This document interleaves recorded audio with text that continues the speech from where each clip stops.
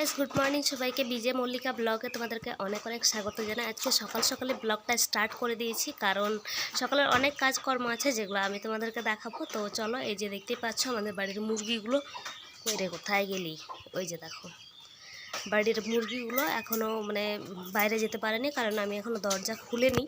তো এখন দরজাটা খুলতে হবে, আর হাঁসগুলোকে বের করতে হবে। হাঁসগুলোকে বের করা হয়নি। চলো, বেশি বকবক করবো না, বেশি গল্প করার সময় নেই, আগে কাজগুলো স্টার্ট করে দিই।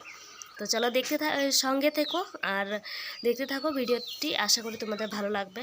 চলো তাহলে, এই হাঁসের ঘরটা খুলে দেওয়া, আগে তারা বেরোবে তারপর কোনো কাজ।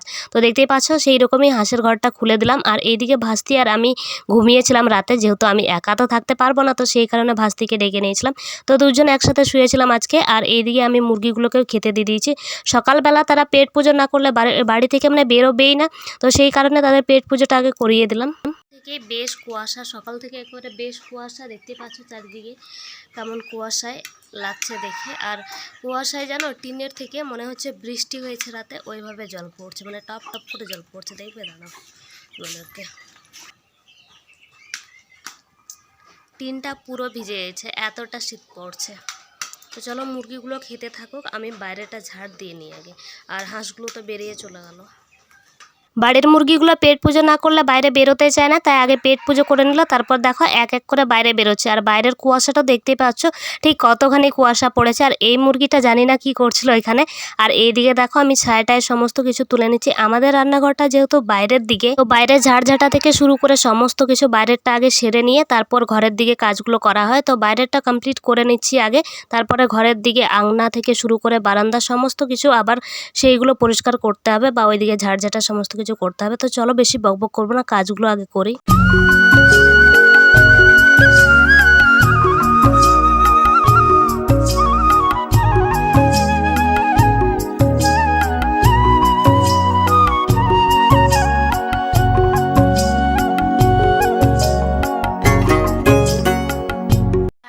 সমস্ত কিছু কমপ্লিট হয়ে গেছে, শুধু এখন বাসন ধুতে হবে। বাসনটা ধোয়া হয়নি। আর বাড়ির বিছানা আমি এখনও গোছাইনি, সেটাকে আগে গোছাবো। তো চলো, আগে গুছিয়ে নিয়ে বাসনগুলো মেজে নিই, তারপর পুরো কাজ কমপ্লিট হয়ে যাবে। আর ট্যাঙ্কিতে জল নেই, জল ভরতে হবে আবার।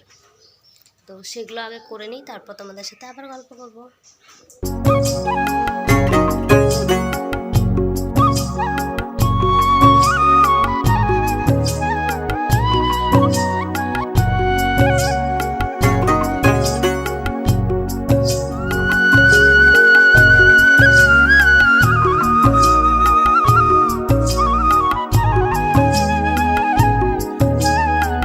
সকালবেলা যে পড়ানো আছে সেটা আমার মাথা থেকে বেরিয়ে গিয়েছিল। সকালবেলা যখন ছাত্র মা এসে জিজ্ঞেস করছে, তখন আমার মনে পড়েছে। তো তাদেরকে আমি বললাম যে রাত্রের দিকে পাঠিয়ে দিয়ে, আমাদের বাড়ির পাশে যেহেতু বাড়িটা, তাই সেই কারণে সেই নিয়ে কোনো অসুবিধা হয় না। তো আজকে যখন ভাই বোনগুলো বাড়িতে নেই না, বেশ ফাঁকা ফাঁকা লাগছে, একা একা একদম ভালো লাগছে না। যখন বাড়িতে থাকে একই রকম মারা পিটা লেগেই থাকে আমাদের, কিন্তু এখন নেই যখন, তখন না বেশ বিরক্ত লাগছে, ভালো লাগছে না একটু। সকাল সকালে আজকে স্নানটা কমপ্লিট করে নিলাম। আর এখন হালকা রৌদ্র উঠেছে, আর বাড়ির সমস্ত কাজ করা কমপ্লিট হয়ে গেছে। শুধু এখন রান্নাবান্নার কাজ বাকি আছে, তো রান্না করতে হবে। চলো, আমি রান্না বান্না করি, কারণ অনেকটা বেলা হয়ে গেছে, আমার খিদেও পেয়ে গেছে। আর এখনও পর্যন্ত আমি কিচ্ছু খাইনি, এখন প্রায় 9টা বাজে।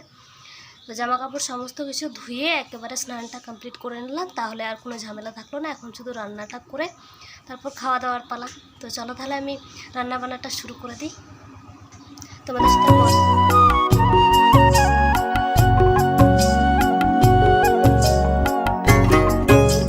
রান্নাবান্না সমস্ত কিছু কমপ্লিট হয়ে গেল। তো আমি ভাত নিয়ে, এই যে দেখতে পাচ্ছ, দাঁড়িয়ে আছে এখন। আর এখন ভাত খাবো, অনেকটা বেলা হয়ে গেছে। আর আজকে ডাল আর ডিম দিয়ে একটা তরকারি, এবং তার সাথে হচ্ছে আলু মাখা আর পাঁপড় ভাজা, এই কটা রান্না করা হয়ে। চলো তাহলে আজকের ভিডিওটা আমি এখানেই শেষ করছি। যদি আজকের ভিডিওটা তোমাদের ভালো লাগে তাহলে অবশ্যই লাইক কমেন্ট শেয়ার, চ্যানেলটিকে সাবস্ক্রাইব করে দিও। আজকের ভিডিওটা এখানেই শেষ করছি। ভালো থেকো, সুস্থ থেকো, টাটা সবাইকে।